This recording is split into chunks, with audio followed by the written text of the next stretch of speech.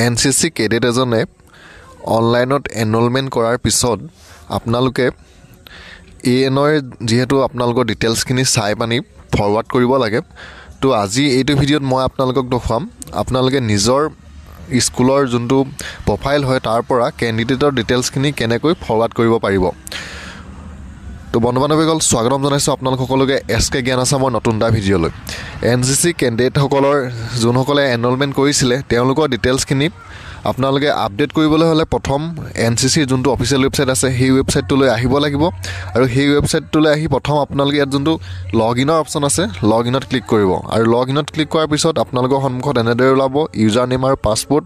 আপোনাৰ স্কুলৰ যোনটো এএনৰ ইউজাৰ নেম থাকে সেই ইউজাৰ নেম আৰু পাছৱৰ্ডটো দি তলৰ যোনটো কেপচাৰ আছে সেই কেপচাৰটো দি আপোনালোকে প্ৰথম লগ ইন কৰিব আৰু লগ ইন কৰাৰ পিছত আপোনালোকৰ সন্মুখত এনেদৰে আহিব। দেখিছে এএনৰ যোনটো ডাছবৰ্ড হয় সেইখন ইয়াত আহি গৈছে। তো ইয়াত আপোনালোকে বাওঁ ছাইডে চালে দেখিব পেণ্ডিং ফৰ্মছ বুলি এটা অপশ্যন আছে। আপোনালোকে কি কৰিব পেণ্ডিং ফৰ্মত ক্লিক কৰিব। তো মই যোনখন স্কুলৰ দেখুৱাইছোঁ তাৰ আপোনালোকে বৰ্তমানলৈকে ৰিচিভ ফৰ্ম হৈছে 25খন, তাৰে ফৰৱাৰ্ডেড ফৰ্ম হৈছে 17খন, যোনকেইখন মই চাই পানি ফৰৱাৰ্ড কৰি দিলোঁ আৰু বৰ্তমান পেণ্ডিং হৈ আছে 7খন।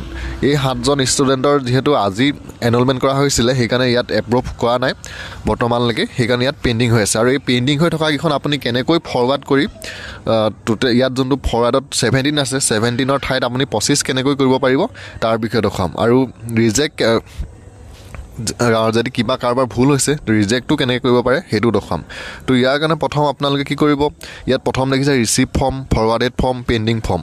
তো আপোনালোকে ৰিচিভ ফৰ্মত যেতিয়াই ক্লিক কৰিব পেণ্ডিং ফৰ্মত যেতিয়া আপোনালোকে ক্লিক কৰিব আপোনালোকৰ সন্মুখত যোনকেইজন ষ্টুডেণ্টৰ এতিয়ালৈকে পেণ্ডিং হৈ আছে এনেদৰে আহি যাব। তো ইয়াত আপোনালোকে দেখিছে আৰু এইফালে অলপ ছাইডলৈ চালে দেখিব এটা ইডিট কৰাৰ অপশ্যন আছে। তো একশ্যনৰ তললৈ যোনটো ইডিট কৰা অপশ্যন আছে আপোনালোকে ইয়াত ক্লিক কৰিব আৰু ইয়াত ক্লিক কৰাৰ লগে লগে ষ্টুডেণ্টৰ গোটেই ডিটেইলছখিনি ইয়াত আহি যায়। এনৰোলমেণ্ট কৰোঁতে যোনখিনি দিছিলোঁ সেই সকলোখিনি ইয়াত আহি গৈছে। তো ইয়াত অলপ তললৈ আহিব আৰু তললৈ আহিলে আপোনালোকে দেখিব এটা অপশ্যন আছে আপডেট। আপোনালোকে ইয়াত যোনটো ডকুমেণ্টছ আছে ডকুমেণ্টছটো ভিউ কৰি আপোনালোকে আপডেট কৰি দিব আৰু আপডেট দেখিছে মই এজন ষ্টুডেণ্টৰ এতিয়া আপডেট কৰিছিলোঁ আহি গৈছে ডাটা আপডেট ছাকচেছফুলি। তাৰপিছত এনেকৈ আপোনালোকে যোনকেইজন ষ্টুডেণ্টৰে কৰে গোটেইকেইজনে প্ৰথম আপডেটটো কৰি ল'ব আৰু আপডেটটো কৰাৰ পিছত আকৌ আপোনালোকে কি কৰিব, ইয়াত যোনটো পেণ্ডিং ফৰ্ম আছে আপোনালোকে পেণ্ডিং ফৰ্মলৈ যাব।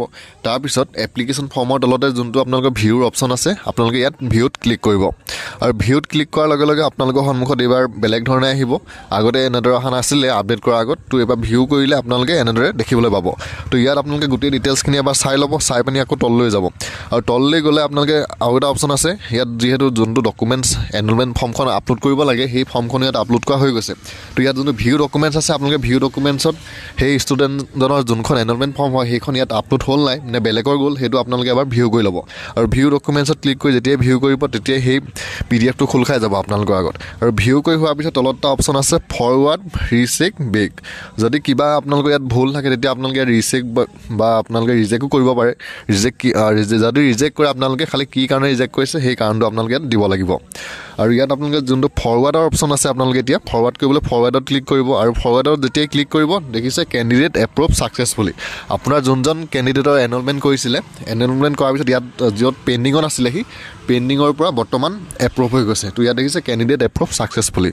তো ইয়াত বৰ্তমান মোৰ পেণ্ডিং ফৰ্মত আছিলে 7খন আৰু ফৰৱাৰ্ডেড ফৰ্মত আছিলে 17খন। এতিয়া মোৰ ফৰৱাৰ্ডেড ফৰ্ম 17ৰ পৰা 18 হৈ গ'ল আৰু পেণ্ডিঙত 7খনৰ পৰা 6খন হৈ গ'ল, অৰ্থাৎ পেণ্ডিংটো ইয়াত ফৰৱাৰ্ডলৈ আহি গ'ল। তো এপ্ৰুভ হৈ গ'ল যোনখন ফৰ্ম মই এতিয়া চাইছিলোঁ।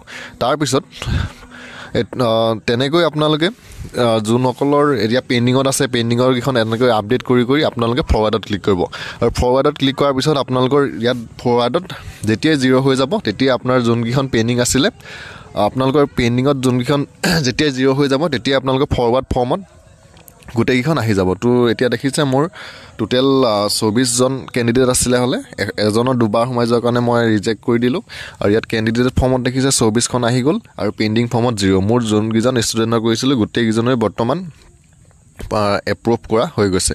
তো বন্ধু-বান্ধৱীসকল আপোনালোকেও এনেদৰে নিজৰ মোবাইলতে আপোনাৰ ষ্টুডেণ্টৰ যোনটো কেণ্ডিডেট এনৰোলমেণ্টৰ যোনখন এপ্লিকেশ্যন ফৰ্ম হয় এনেদৰে আপুনি এপ্ৰুভ কৰিব পাৰিব।